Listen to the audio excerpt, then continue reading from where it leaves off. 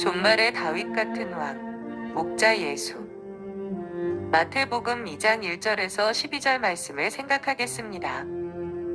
성령으로 잉태된 하나님의 아들이요 동시에 요셉을 따라 다윗의 후손으로 인정된 예수, 곧 다윗의 자손, 예수 메시아는 어떤 분인가요? 마태는 예수님의 정체와 사역을 설명하기 위한 서론들을 계속해서 써 내려갑니다. 이번에는 헤롯 왕과 예루살렘이 그 배경이 됩니다. 헤롯 왕과 예루살렘이 유대인의 왕으로 나신 아기와 베들레헴과 서로 극명한 대조를 이룹니다. 왕권에 관한 문제가 첨예하게 드러남을 쉽게 알 수 있습니다. 애굽이 아니라 예루살렘이 유대인의 왕으로 오신 이와 어색하고 매우 불편한 거리를 두고 있음을 알 수 있습니다. 헤롯 왕과 온 예루살렘이 소동한지라. 이 이야기 속에서 다윗의 아들로 오신 유대인의 왕을 경배하는 자들은 헤롯도 예루살렘에 있는 유대인의 지도자들도 아닙니다. 오히려 이방인들인 동방박사들입니다. 유대인의 왕으로 오신 이를 정작 예루살렘은 극히 불편해하고 도리어 멀리에서 이방인들인 동방박사들이 찾아와 경배합니다. 이런 현상을 어떻게 설명할까요? 왜 예루살렘은 불안에 떨고 이방인들은 환호하며 달려오는가요? 마태는 그 답을 2장 6절에 숨겨놓았습니다. 1장에서 마태가 이미 증거한 것처럼 예수님은 하나님의 아들로서 다윗의 아들입니다. 그는 이스라엘이 기다렸던 그 다윗의 아들입니다.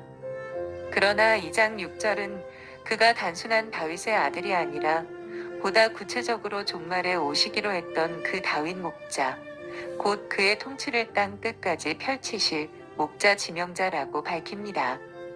이 목자 지명자인 종말의 다윗은 누구인가요?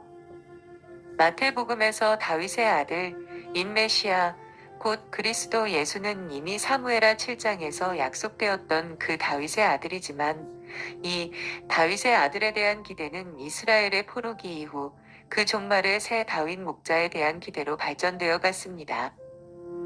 이스라엘이 포로된 후에 그 왕국이 회복되려면 과연 어떤 왕이 와야 하는가에 대한 깊은 성찰이 있었습니다. 그리고 계시가 주어졌습니다. 그 총체적인 반성과 계시의 결과가 종말의 다윗 목자, 장차 이스라엘과 함께 열방을 다스릴 목자입니다. 왜 목자인가요? 에스겔은 종말의 이스라엘의 이말 목자는 여호와 하나님 자신이라고 내다봅니다. 나주 여호와가 말하노라, 나 곧 내가 내 양을 찾고 찾되. 나주 여호와가 말하노라, 내가 친히 내 양의 목자가 되어 그것들로 누워있게 할지라. 마태가 선언하는 바는 이제 기다렸던 이 종말의 다윗 같은 새 목자, 왕이 그들에게 임했다는 소식입니다. 마침내 이스라엘의 목자 여호와 하나님이 그 자신의 양무리에게 돌아오신 것입니다. 그 이름은 임마누엘이라 하리라. 종말에 하나님께서 이스라엘, 자기 백성을 찾아오시는데 특별히 미가 5장이나 에스겔 34장의 예언을 따라 목자로 오시지만 하나님이 우리와 함께 하신다고 할 때 이 임마누엘이라는 칭호는 이사야 7장에서 가져옵니다. 이사야 7장 14절을 배경으로 하는 마태의 임마누엘이라는 칭호 사용의 목적은 이사야 7에서 12장에 나타나는 이사야의 두 번째 예언의 비전을 이해할 때 비로소 명확해집니다. 즉, 아람과 이스라엘의 위협 앞에 선 유다 왕 아하스에게 주신 징조인 임마누엘은 마엘살라라스바스라는 다른 칭호와 함께 유다를 향한 하나님의 임박한 구원과 심판을 뜻했습니다. 당시의 역사 배경으로는 아수르의 침공으로 하나님께서 아람과 이스라엘을 징치하실 것과 또한 유다 자체를 정결케 하실 하나님의 임박한 구원의 간섭을 뜻했습니다. 임박한 구원과 심판에 대한 기대 속에서 유다의 남은 자들과 열방은 이제 곧 이 말 다윗의 뿌리 곧 다윗의 위에 앉아 그 나라를 굳게 세울 그 한 아기 즉 이새의 줄기에서 난 싹을 통해 하나님의 종말의 구원과 통치를 경험하게 될 것이었습니다. 보라, 하나님은 나의 구원이시라. 내가 의뢰하고 두려움이 없으리니 주 여호와는 나의 힘이시며 나의 노래시며 나의 구원이심이라. 마태는 이제 동정녀 마리아에게서 나신 이 예수를 통해 그 임마누엘의 말씀이 온전히 성취되었다고 선언합니다.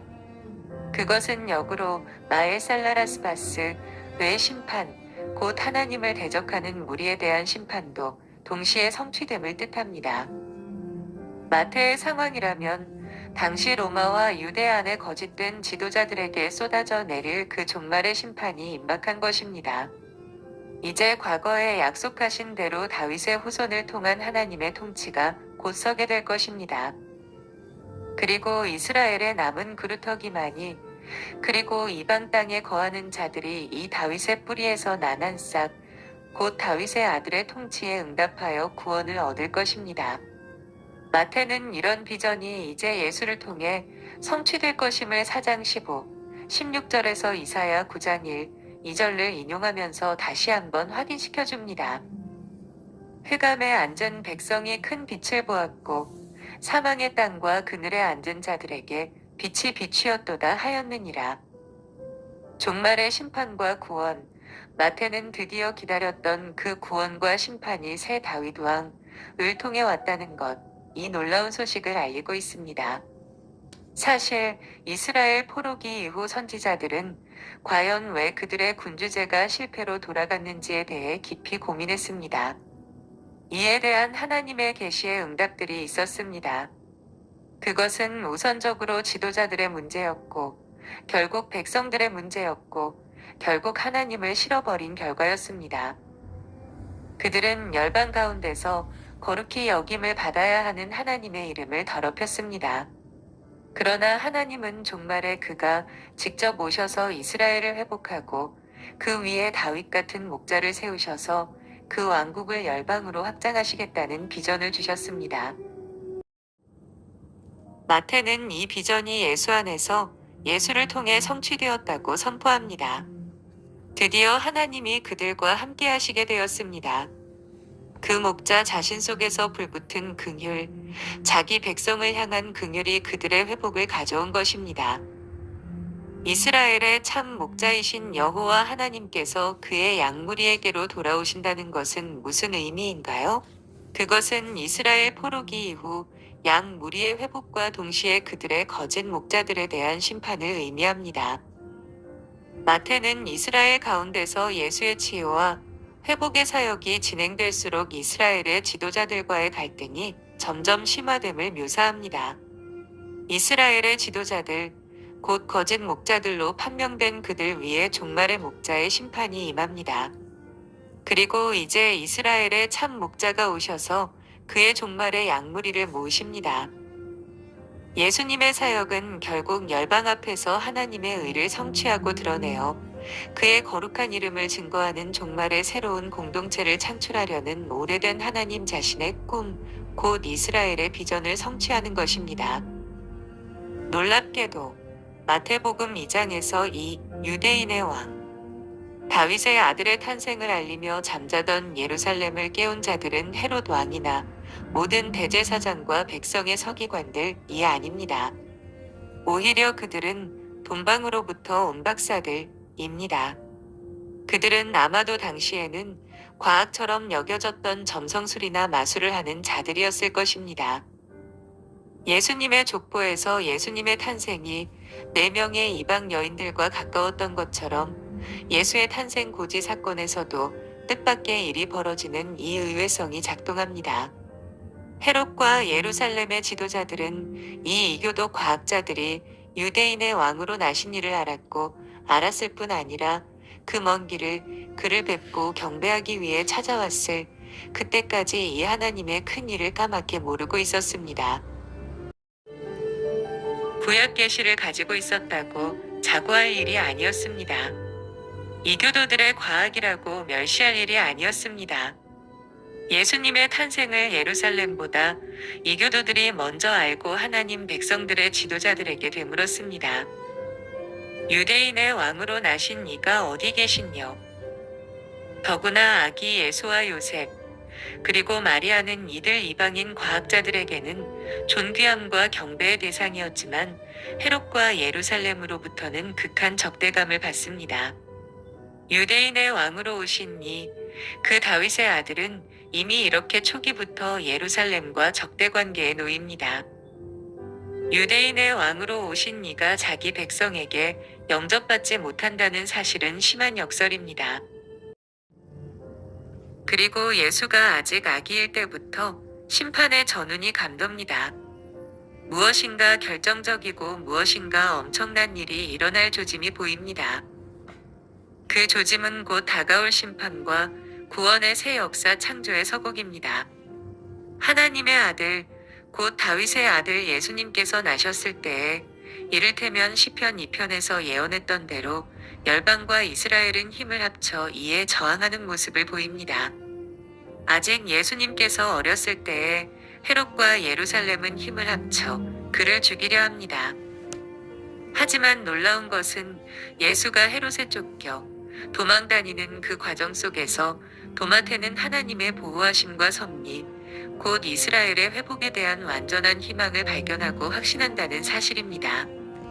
마태는 이 모든 일들이 구약의 약속에 기록된 대로 진행되고 있다는 확신을 전합니다. 이제 이스라엘과 온 열방에 엄청난 변화가 오겠지만 이 모든 일은 하나님께서 미리 말씀하신 대로 그의 뜻을 이루어가는 과정입니다. 겉보기에 얼마나 위험하고 얼마나 절망적인가에 상관없이 마태는 하나님께서 미리 말씀하신 그 일이 그의 계획과 보호하심에 따라 성실하게 진행되고 있음을 확신합니다. 본문의 내용과 누가복음의 기록을 종합해 볼 때 이방인들과 유대인 중에서도 비천한 계층의 사람들이 맨 먼저 예수 그리스도의 탄생을 깨닫고 복음의 기쁨을 누렸다는 것을 알 수 있습니다. 반면 당시의 대제사장과 서기관들은 그리스도가 유대 땅 베들레헴에서 탄생할 것이라는 선지자 미가의 예언을 잘 알고 있었음에도 불구하고 영적인 무지와 어두움에 빠져 메시아의 강림을 전혀 깨닫지 못했습니다.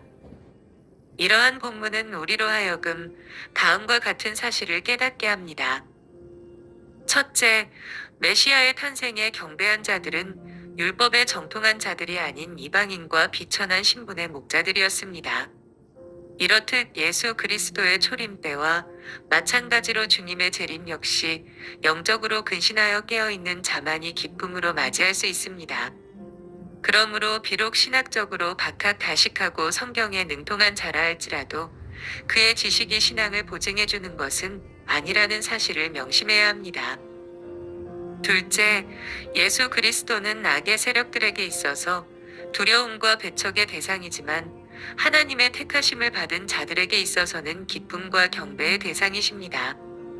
예수님의 탄생 소식을 듣고 헤롯 왕과 온 예루살렘은 크게 소동했으며 심지어 메시아를 죽이려는 음모마저 꾸몄습니다. 그러나 동방 박사들은 예수님의 탄생을 가장 크게 기뻐하면서 그 앞에 엎드려 경배했으며 황금과 유향과 몰약을 예물로 바쳤습니다. 자신들의 악한 행위가 드러날까 두려워하여 구원의 빛이신 예수 그리스도를 배척하는 자들은 장차 주님께서 다시 세상에 오실 때 천국에서 배척받을 뿐만 아니라 영원한 두려움과 심판에 처해지게 될 것입니다. 셋째, 동방 박사들은 당시 최고의 경배 대상에게 바치던 황금과 유황과 몰약을 예수님께 드렸습니다. 여기서 황금은 영원히 불변하실 예수의 왕적 권위, 유향은 예수의 거룩하심과 제사장적 권위, 몰약은 예수의 순환과 죽음을 상징합니다. 이는 결국 예수님은 우리의 왕이요, 제사장이요, 구세주이심을 보여줍니다. 실로 예수님은 동방 박사들의 세 가지 예물을 받기에 합당하신 분이십니다. 감사합니다.